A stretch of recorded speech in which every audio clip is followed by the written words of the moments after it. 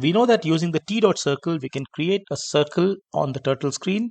But if I were to get a crescent, for example, something like this, let's see how we can do it. The idea is very interesting.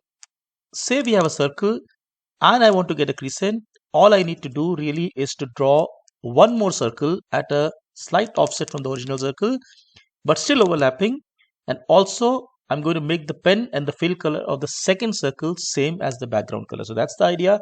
In fact, it's a very powerful one because really by controlling the heading, the radius, as well as the offset of the centers, we can create a large variety of crescents. For example, here, I'm keeping the radius similar, just using offset, let's say about equal to the radius, setting the heading to 0, which means pointing towards the right, and then using a radius which is more than 0, which means I'll draw an anti-clockwise circle, and hence the top portion of the circle will get chopped off. Likewise here, I use radius less than 0, the bottom portion gets cut off.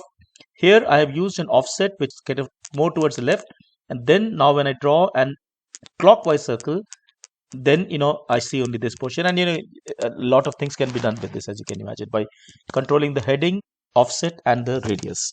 Let's just see this in action in code. So here I have the code to write, like to draw a circle. Now let us create the offset. So I'm going to do pen up first, create an offset. So here I just take it to the center of the circle. So let's say I say 0, 50. Now I'm going to say T dot pen color. I want to make it white.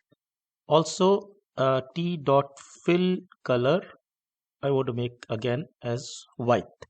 Now with this done, I can say T dot begin underscore fill, and I can draw a circle now. So T dot circle, let's say I use the same radius, a positive number, which means an anti-clockwise circle, and I just say T dot end.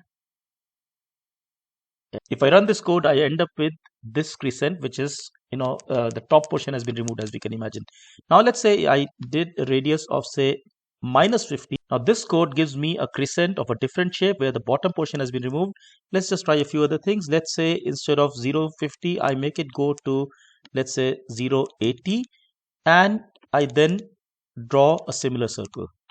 So now I end up with a crescent where the bottom portion has been removed and the crescent is a lot more narrower. You can play around with this, and different kind of results can be obtained.